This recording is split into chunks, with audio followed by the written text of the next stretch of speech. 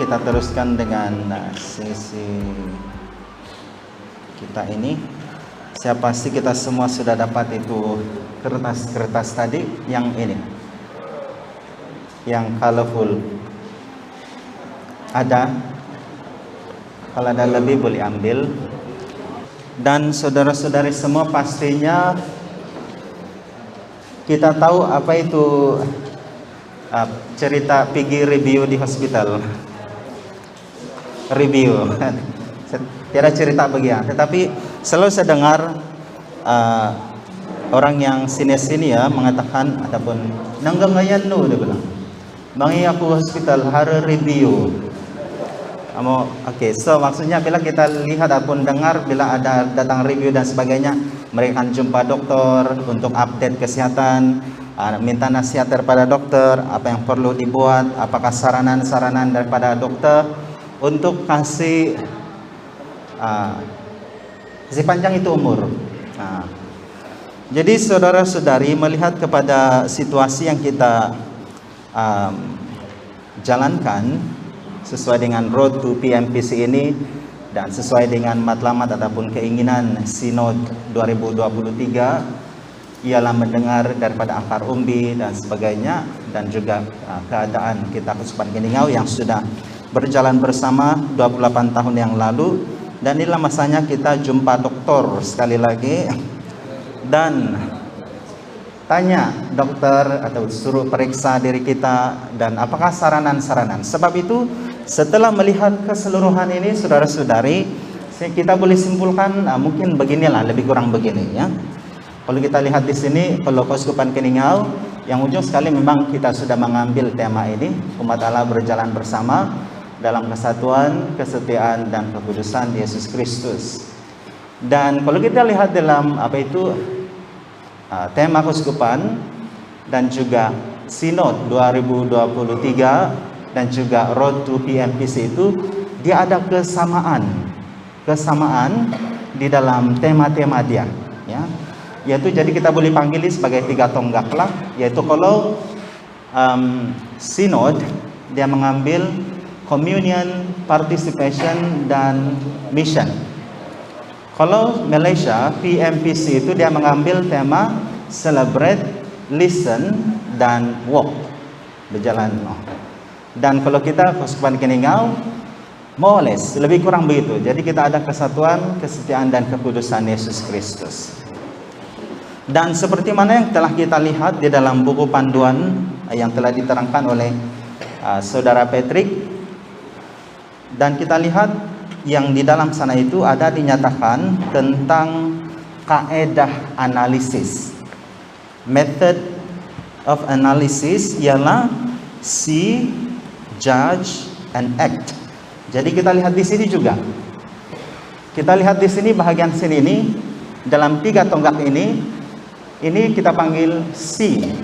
Kita lihatlah, minta cek dokter begini itu yang terupung itu. See, dan kita lihat apa kenyataan reality yang kita ada sekarang ini. And then kita judge. Judge ini dia merujuk pada yang refleksi. Dan seterusnya action, apa yang kita perlu buat ataupun akhirnya apa yang kita dapat setelah kita minta cek dengan dokter dan sebagainya, ada saranan-saranan daripada dokter, ada obat dia bagi. Maka ini kita boleh lihat di dalam seperti mana yang telah kita lalui selama ini di dalam Keuskupan kita Keningau, yaitu dasar pelaksanaan objektif yang ada di sini. Sebab itu kita tidak mau once kita ada Sinod dan PMPC kita terus buang yang dulu-dulu yang sudah kita ada. Tidak. Jadi kita mau kasih satu kali ini. Kita incorporate orang satu kali sekaligus supaya kita tidak kerja banyak kali. Ya. Dan selalunya, dan seperti mana kita lihat di dalam DPO Keuskupan kita di sini juga, ialah sentiasa saranan dia itu, DPO dia itu, action dia itu sentiasa attainable. Oke. Dan sebelum kita pergi kepada beberapa bahagian soal selidik itu, kita ada 4 yang telah kita sediakan. Yaitu yang pertama general, soal selidik untuk general.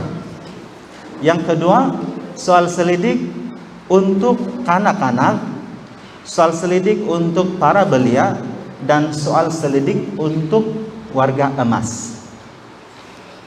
Oke, dan apakah ataupun di dalam empat golongan ini, dan ada dua jenis untuk pelaksanaan soal selidik ini, yaitu yang pertama secara bersemuka, ya kena bagi paper lah, ataupun yang kedua secara online melalui Google Form.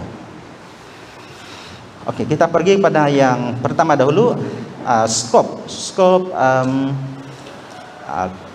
melihat ini setiap tonggak community merayakan kesatuan, partisipasi, mendengar kesetiaan ini, seperti mana yang kita lihat di sini. Apa yang akan kita pertanyakan ataupun kita bedah, ya, soal selidik, mau cek ini kesehatan badan kita ini, gereja kita ini, ialah dia setiap soalan sebenarnya di dalam bahagian skop ini, dia sebenarnya dia sentiasa mengandungi itu empat dokumen, yaitu dokumen Amoris Laetitia, Fratelli Tutti, Laudato Si, dan juga Evangelii Gaudium, yaitu dia mengisarkan tentang gereja, family, ekologi, dan juga sosial. Jadi kalau kita lihat skop-skop yang ada pada kertas kamu ini, community, kita lihat di sini, kita akan melihat skop di sini, kesatuan dalam keluarga antara pasangan, orang tua, anak-anak. Oke. Communion, quality communion dalam keluarga, dan juga keluarga-keluarga yang bersatu dalam KKD, gereja atau paroki setempat. Selain daripada itu, hubungan ekologi, hubungan manusia dengan alam, ataupun kita panggil selalu sebagai Mother Nature. Selain daripada itu, kesatuan dengan Tuhan melalui doa pribadi, Ekaristi, kesatuan dengan Anawim. Kalau kamu lihat di sini KLMTC, siapa tahu KLMTC? KLMTC dia merujuk pada kecil, lemah, miskin, tercicir, dan cacat. Ataupun selalu kena panggil ini 4L oleh Archbishop Julian Liao dari Kuala Lumpur. Dia mengatakan the least, the less, the lost, and the last. Oke, skop yang seterusnya bahagian partisipasi ini, yaitu kita akan melihat skop ataupun melihat quality, membedah tentang kesadaran umat tentang arti menggereja dan maksud gereja. Bukan hanya bangunan, ataupun hierarki, tetapi bahwa agar sejauh mana mereka memahami arti gereja yang berjalan, ataupun mereka itu sebagai gereja yang berjalan, anggota-anggota gereja. Mengenal pasti golongan yang sering terabai dalam pelayanan gereja, kepekaan dan keprihatinan dalam mendengar tangisan masalah orang miskin, terpinggir dalam masyarakat, selain empati terhadap ibu bapa yang tunggal, orang yang bercerai, orang yang berpisah, dan yang berkahwin semula. Jadi kita lihat di sini Amoris Laetitia. Seterusnya misi. Di sini kita akan membedah tentang kefahaman kita ataupun umat tentang gereja dan misi gereja, dan melihat quality setelah setakat ini usaha-usaha gereja lokal, khusus dalam kolaborasi atau dialog bersama masyarakat setempat, budaya atau agama lain. Gereja yang keluar bermisi menggapai pada KLMTC, kecil, lemah, miskin, tercicir, dan cacat. Dan gereja yang bermisi bukan hanya hierarki, tapi umat atau komisi atau komite berjalan bersama dalam pelayanan, atau adakah mereka berasingan masing-masing atau tertumpu pada persaingan. Oke, kita lihat di sana bahagian judge ataupun refleksi ataupun feedback. Jadi setelah melihat ataupun seeing itu kenyataan atau reality melalui skop, panduan skop itu, kita dibawa kepada bahagian judge, refleksi ataupun feedback. Jadi kita akan bertanya dan menilai dan merenung dan juga compile semua keputusan itu, feedback itu. Apakah sukacita yang dialami, apakah sukaran dan halangan dihadapi, apakah luka-luka yang mereka ungkapkan selama pengalaman berjalan bersama itu, bersinod itu, apakah pesan yang disampaikan melalui pengalaman tersebut. Dan akhirnya setelah reflect semuanya itu, maka kita akan ada itu saranan daripada dokter, ya, seperti mana simbolisme sebentar tadi, saranan, action, ataupun kita selalu buat di dalam kehidupan kita dasar pelaksanaan objektif yang attainable, yang mampu dicapai. Oke, itu secara umum. Dan sekarang kita masuk kepada soalan-soalan kaji selidik ya. Kita akan go through soalan dia sahaja.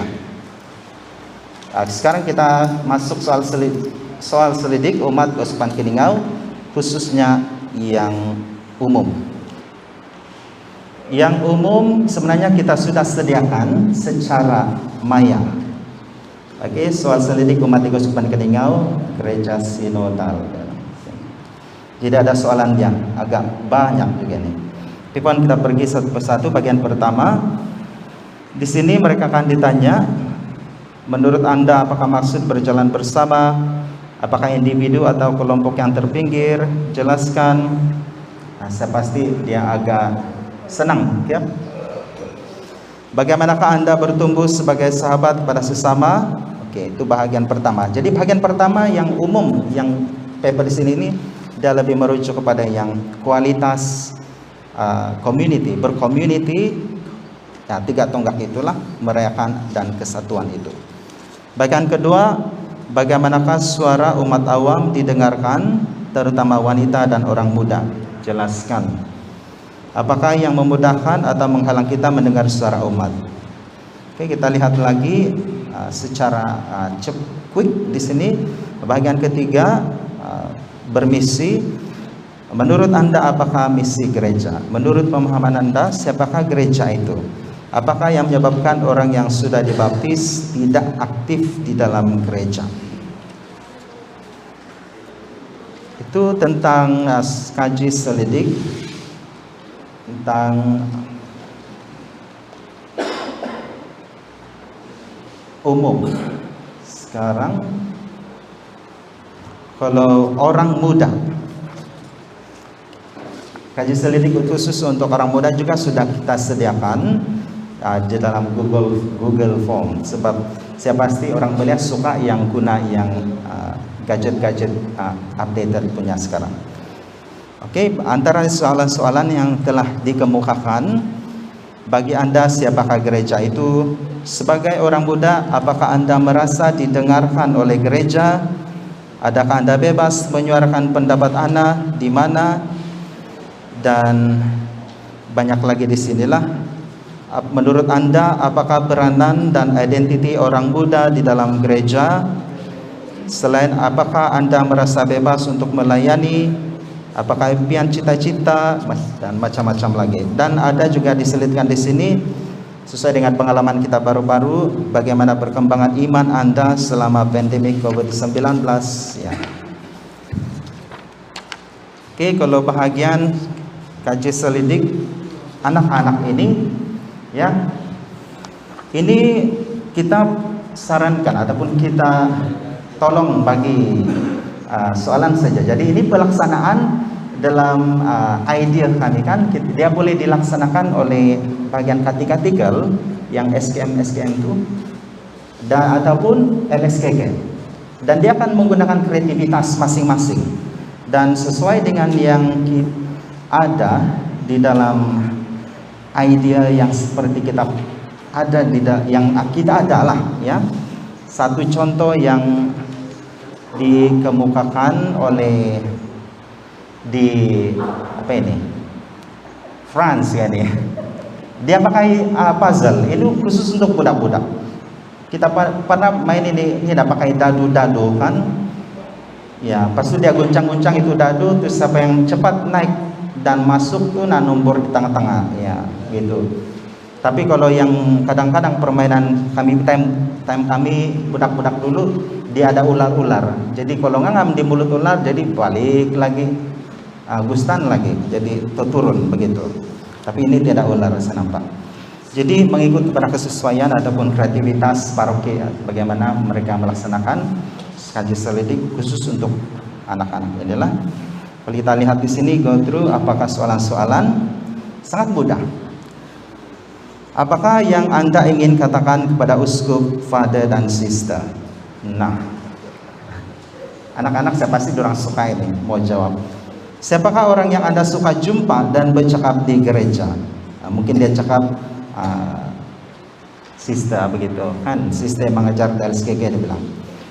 Selain daripada itu, kita lihat ini, jika Anda sedih, takut dan risau, pada siapa Anda akan beritahu? Oke. Dan seterusnya lah. Sekarang soal selidik khusus untuk warga emas. Oke. Apapun setakat ini, kalau soal selidik untuk anak-anak dan warga emas belum lagi disediakan Google Form. Warga emas ya. Tapi untuk anak-anak saya pasti belum semua. Ya. Oke, untuk warga emas kita lihat di sini. Yang warga emas di sini, oke, sebelum ini, selepas ini kita akan pergi itu range umur diorang. Antara soalan-soalan yang akan diberi ataupun kaji selidik ialah, apakah Anda merasa terabai dalam gereja? Pasti kita tanya kenapa. Apakah Anda merasa dihargai dan diperlukan dalam gereja? Selain daripada itu, sebagai warga emas, sejauh manakah Anda terlibat dalam program gereja? Apakah suara Anda atau pendapat Anda, cadangan Anda didengarkan oleh gereja? Ya, dan selalu kita akan bertanya juga, apakah impian atau cita-cita terhadap gereja? Apakah harapan Anda terhadap gereja? Apakah yang ini Anda sumbangkan pada gereja? Bagaimana pengalaman iman Anda selama pandemik COVID-19? So, pasti ini bahagian warga emas. Dan kita lihat range umur mereka yang disesuaikan. Kalau kanak-kanak, dia 14 tahun ke bawah hingga umur LSKK. Oke, kalau orang muda 15 tahun hingga 45 tahun lah. Dan kalau warga emas dia 60 tahun dan ke atas. Dan untuk yang umum 46 tahun hingga 59 tahun. Belia dan warga emas digalakkan juga menjawab soal selidik umum ini. Oke, pasti saja daripada saya untuk bagian pembentangan soalan-soalan ini. Terima kasih.